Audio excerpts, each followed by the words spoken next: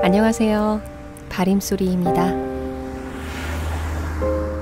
이번에 소개할 리뷰로는 어느 날 순식간에 우리에게 다가와 상처를 입혔고 아직도 극복 단계에 놓여 있는 질병 코로나와 깊은 관련이 있는 책입니다. 아시는 분들은 눈치채셨겠지만 이 책은 코로나로 20년의 각종 매체에서 재조명되면서 많은 사람이 다시 읽기 시작했던 알베르 카뮈의 페스트입니다. 여러분들은 어떻게 지내고 계신가요? 코로나가 벌써 2년이나 되었습니다.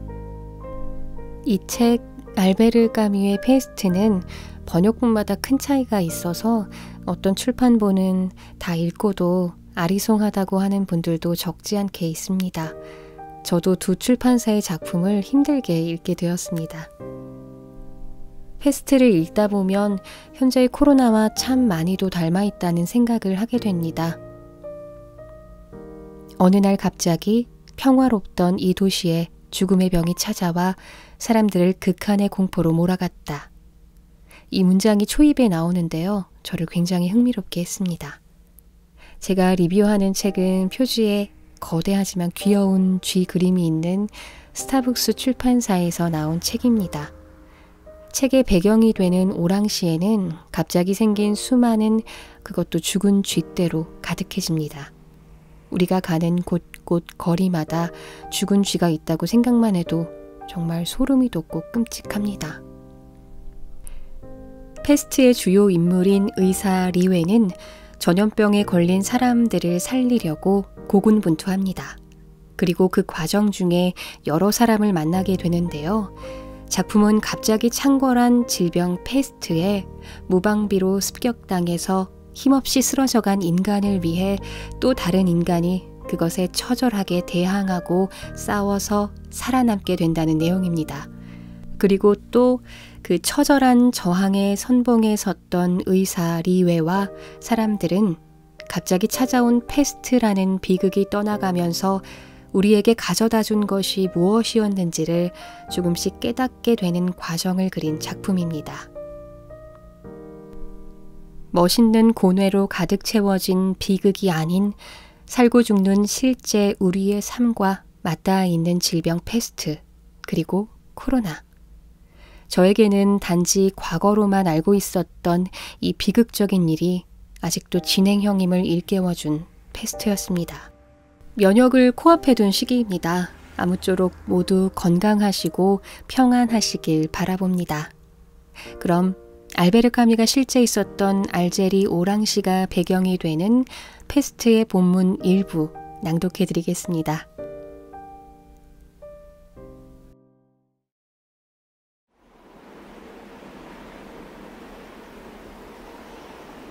페스트, 알베르 카뮈. 역자 서상원, 출판 스타북스, 낭독 바림. 타루는 안락의자에서 좀 편안하게 고쳐 앉으면서 머리를 불빛 속으로 내밀었다. 선생님은 신을 믿으시나요? 질문은 역시 자연스럽게 나왔다. 그러나 이번에는 리웨가 망설였다. 믿지 않습니다.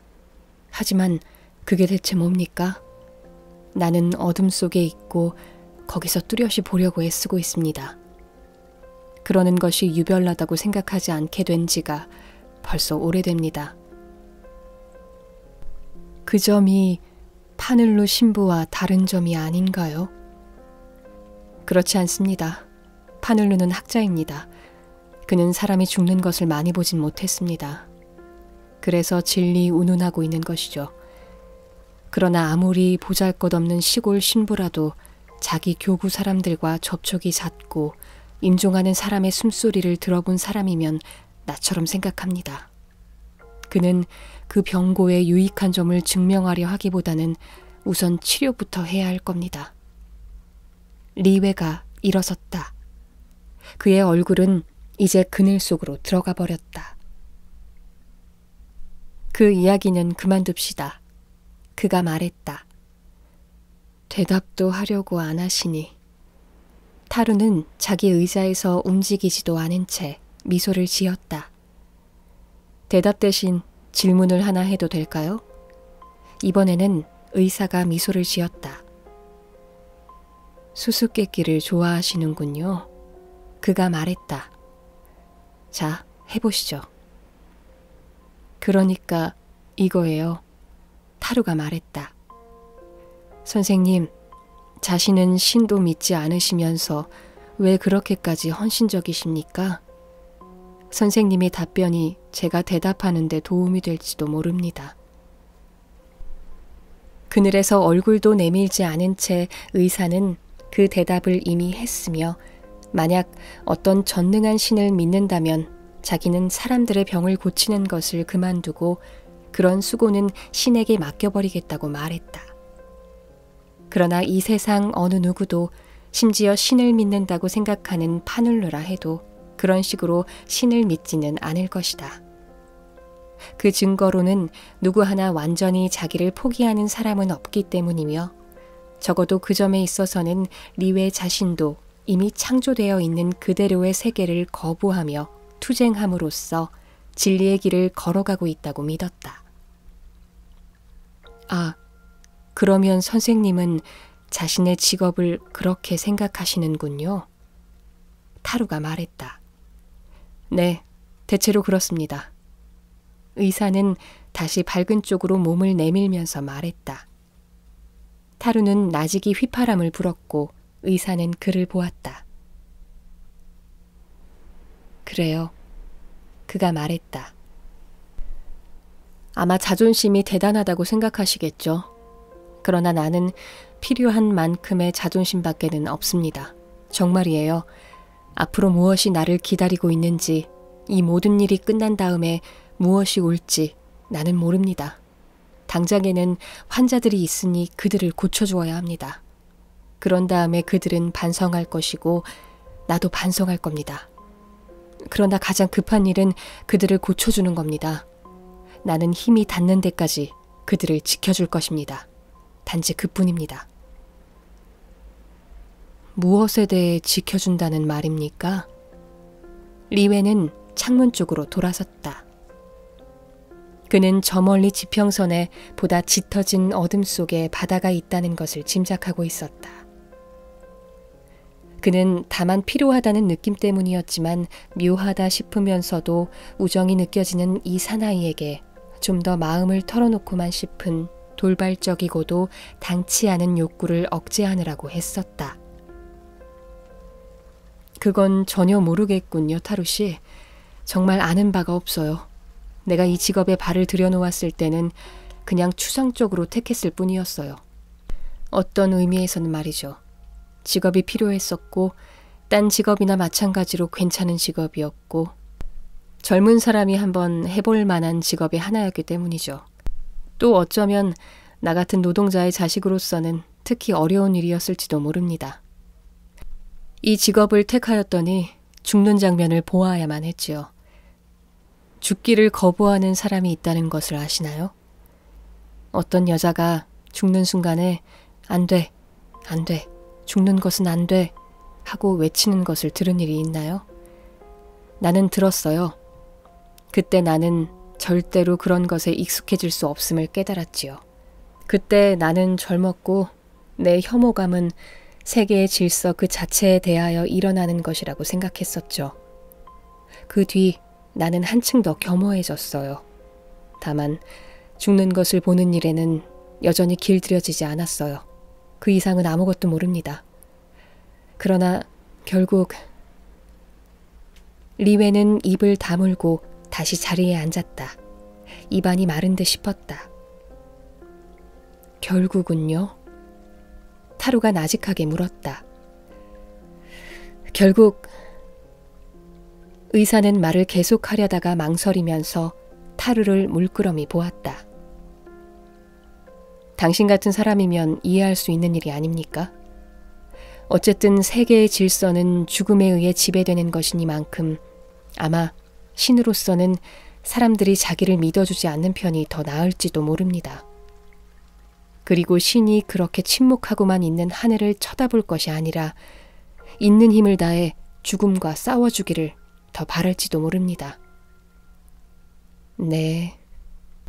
타루가 끄덕였다. 의미는 알겠습니다.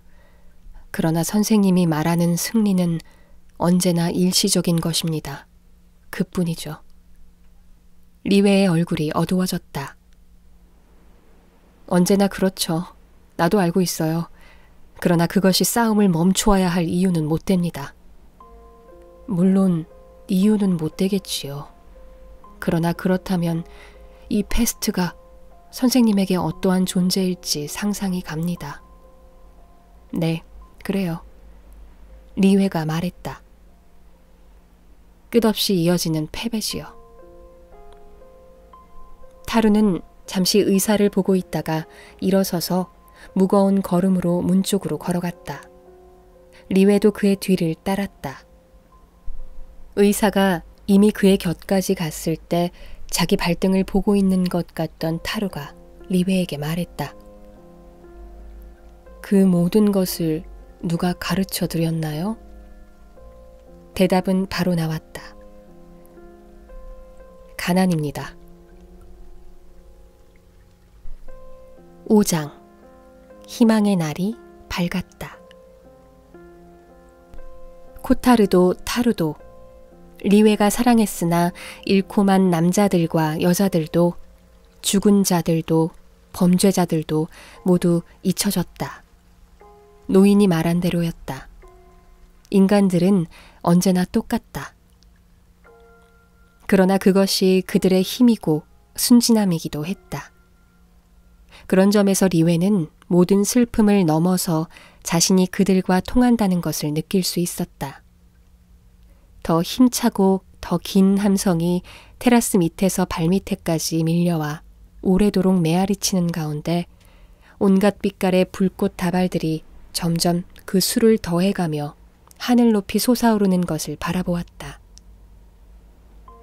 의사 리웨는 입 다물고 침묵하는 사람들의 무리에 속하지 않기 위하여 패스트에 희생된 그 사람들에게 유리한 증언을 하기 위하여, 아니 적어도 그들에게 가해진 불의와 폭력에 대해 기억만이라도 남겨놓기 위하여, 그리고 재앙의 소용돌이 속에서 배운 것만이라도, 그러니까 인간에게는 경멸해야 할 것보다도 찬미해야 할 것이 더 많다는 사실만이라도 말해두기 위하여 지금 여기서 끝맺으려고 하는 이야기를 글로 쓸 결심을 했다. 그래도 그는 이 사건의 연대기가 결정적인 승리의 기록일 수 없다는 것을 알고 있었다. 그것은 다만 공포와 그 공포가 가지고 있는 악착 같은 무기에 대항하여 수행해 나가야 했던 것이다. 그리고 성자가 될 수도 없고 재앙을 용납할 수도 없기에 그 대신 의사가 되겠다고 노력하는 모든 사람들이 그들의 개인적인 고통에도 불구하고 아직도 수행해 나가야 할 것에 대한 증언에 지나지 않는 것이다. 시내에서 올라오는 환희의 외침소리에 귀를 기울이면서 리웨는 그러한 환희가 항상 위협을 받고 있다는 사실을 떠올리고 있었다. 그는 그 기뻐하는 군중이 모르고 있는 사실을 알려주고 싶었다. 즉, 패스트균은 결코 죽거나 소멸하지 않으며 그 균은 수십 년 동안 가구나 옷가지들 속에서 잠자고 있을 수 있고 방이나 지하실이나 트렁크나 손수건이나 낡은 서류 같은 것들 속에서 꾸준히 살아남아 집요하게 때를 기다리고 있다는 것이다. 그리고 언젠가는 또다시 인간들에게 불행과 교훈을 일깨워주기 위해서 저 쥐들을 불러내 어느 평화로운 도시로 몰아넣어 그곳에서 죽게 할 날이 오리라는 것을. 여기까지 알베르 카뮈의 패스트였습니다.